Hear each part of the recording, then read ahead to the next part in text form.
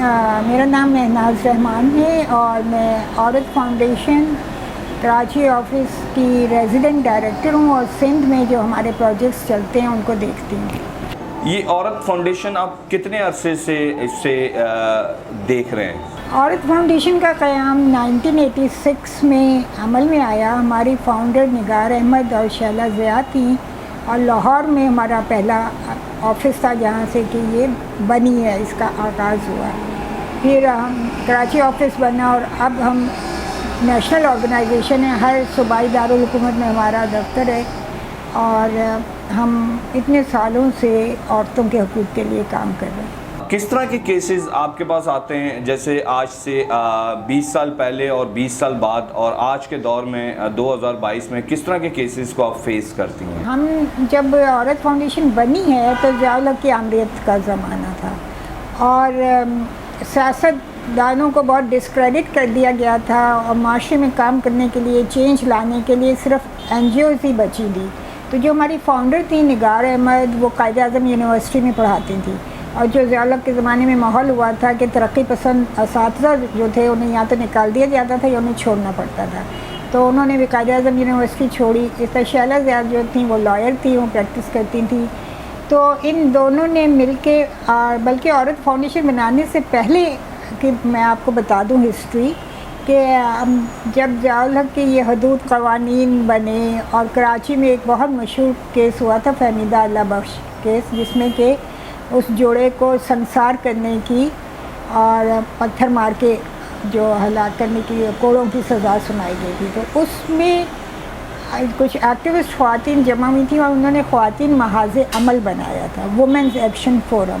تو ہماری جو نگار تھیں اور جو شیلا ضیاء تھی یہ وومن ایکشن فورم کی بہت سرگرم کارکن تھیں اور 1981 میں تو ویف بنے اور اس کے بعد جب لاہور میں یہ جو 12 فروری کو ہم پاکستانی عورتوں کا قومی دن مناتے ہیں، وہ اس واقعے کی یاد میں مناتے ہیں جب لاہور میں آسمہ جہانگیر اور یہ جو ویف کی ایکٹیوسٹ خواتین تھیں، انہوں نے جو عادی گواہی اور قانونی شہادت کے خلاف ہائی کورٹ میں جا کے ایک عرضداشت پیش کرنی تھی، تو اس میں پولیس نے ان عورتوں پہ لاٹھی چارج کیا۔ ہماری جو فاؤنڈرز ہیں ان پہ بھی لاٹھی چارج ہوا، دیگر جو خواتین ہیں ان کو لاک اپس میں بھیجا گیا اور اس طرح پوری دنیا کو پتہ چل گیا کہ پاکستان میں عورتوں کی ایک تحریک چل رہی ہے جو کہ احتجاج کر رہی ہے ان تفریقی قوانین کے خلاف، ان امتیازی قوانین کے خلاف۔ تو پھر بعد میں کچھ عرصے بعد ان لوگوں نے سوچا، اپنی تنظیمیں پھر بنا لیں۔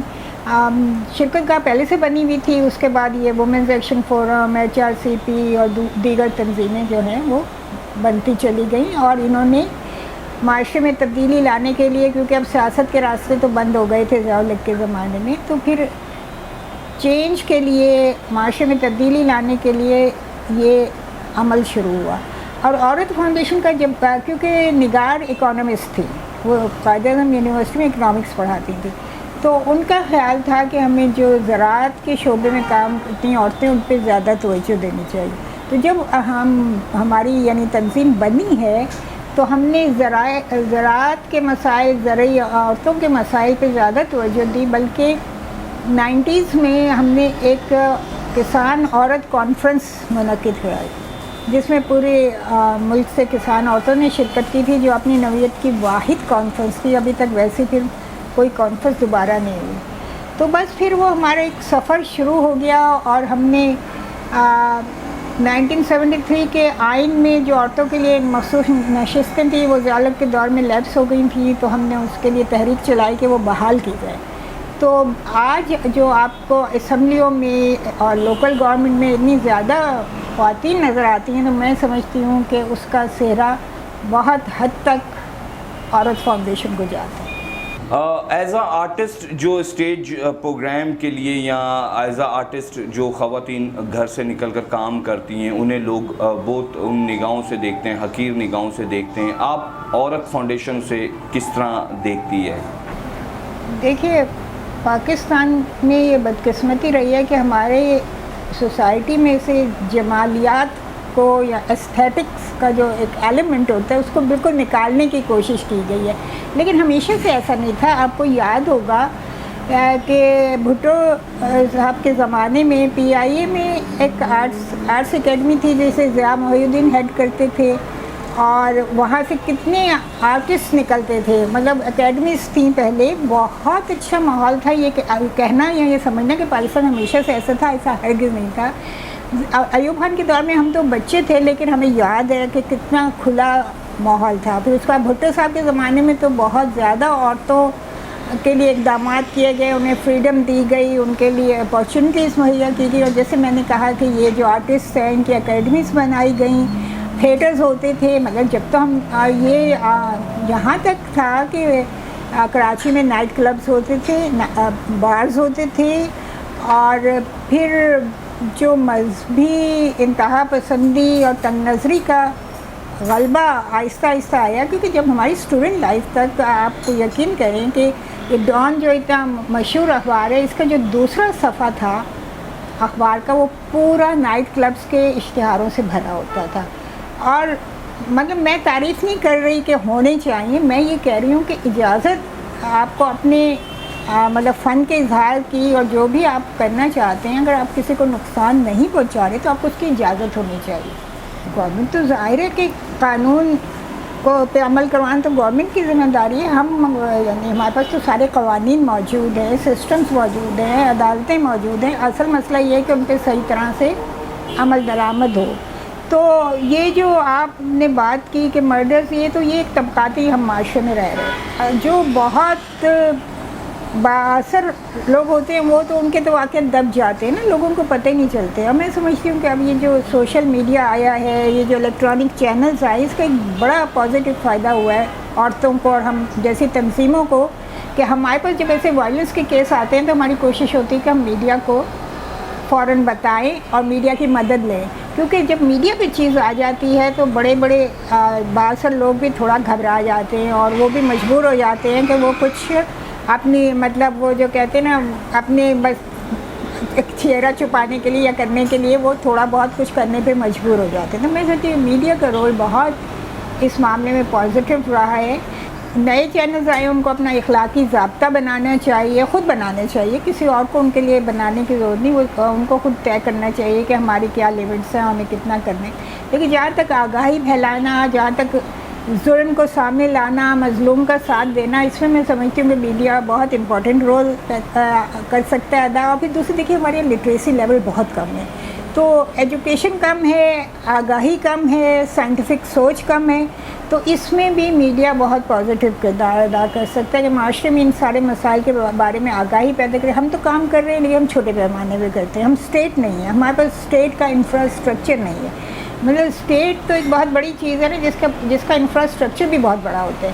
تو ہم تو چھوٹے چھوٹے کام کرتے ہیں. بلکہ اس میں سمجھتی ہوں کہ ہمیں بنگلہ دیش کا ماڈل اپنانا چاہیے، کیونکہ بنگلہ دیش میں گورنمنٹ اور NGOs میں بہت اچھا تعاون رہتا ہے. بلکہ گورنمنٹ خود NGOs کو کہتی ہے بھائی فلاں علاقے میں ہم کام نہیں کرے ایجوکیشن میں، وہاں آپ کر لیں جا کے. تو ہمارے یہاں کیونکہ ضیاء کے زمانے سے NGOs کی تحریک چلی تھی، تو شروع میں ظاہر ایک بہت اس طرح کا ماحول تھا، کیونکہ ہم تو ان کے خلاف، ان کے امتیازی قوانین کے خلاف جدوجہد کرتے ہوئے ہمارا آغاز ہوا نا. تو پاکستان کی سچویشن مختلف تھی. لیکن اب اتنے سالوں بعد میں سمجھتی ہوں کہ گورنمنٹ اور NGOs کو مل کے کام کرنا چاہیے. کیونکہ اگر گورنمنٹ بھی معاشرے میں ترقی لانا چاہتی ہے، NGOs بھی معاشرے میں ترقی لانا چاہتے ہیں، تو دونوں کو مل کے کام کرنے میں کوئی حرج نہیں. میں پبلک پرائیویٹ پارٹنرشپ کی حامی ہوں، اور میں سمجھتی ہوں کہ مل جل کے کام کرنا چاہیے. میڈم، سندھ گورنمنٹ نے چائلڈ میرج ایک ایکٹ بل پاس کیا، لیکن اس پہ امپلیمنٹ پہ نہ جانے کیوں تاخیر ہو رہی ہے، اس پہ آپ بتائیں. ایک تو میں آپ کو وضاحت کر دوں کہ عورت فاؤنڈیشن الگ ہے، عورت مارچ الگ ہے. ٹھیک ہے، نہیں عورت فاؤنڈیشن ہے. تو عورت فاؤنڈیشن نے یہ قانون بنوانے میں سول سوسائٹی کے ساتھ مل کے بہت مہم چلائی تھی. اب میں سمجھتی ہوں کہ سول سوسائٹی کی اس مہم کے نتیجے میں یہ قانون بنا. اور بہرحال ہم سندھ گورنمنٹ کو اپریشیٹ کرتے ہیں کہ سندھ واحد صوبہ ہے جس میں کم سے کم عمر 18 سال مقرر کر دی گئی. پاکستان کا اور کسی صوبے میں 18 سال نہیں ہے. اب وہ جو پرانے لاز ہیں میرج کے وہی چل رہے ہیں. پنجاب میں 16 سال ہے اس طرح سے. تو سندھ گورنمنٹ کا یہ بہت اچھا اقدام تھا کہ انہوں نے ہمارا یہ مطالبہ مانا اور 18 سال کر دی. لیکن اب اس کے بعد جو آپ کی بات ہے امپلیمنٹیشن والی، تو ظاہر ہے کہ وہ ہمیں بھی शिकायत है और हमारी भी कोशिश है कि ये जितने भी कानून बने हैं जिनकी हम तारीफ़ करते हैं उन पर सही मानों में अमल दरामद हो, क्योंकि अगर अमल दरामद नहीं हुआ तो फिर तो कोई फ़ायदा नहीं होगा ना।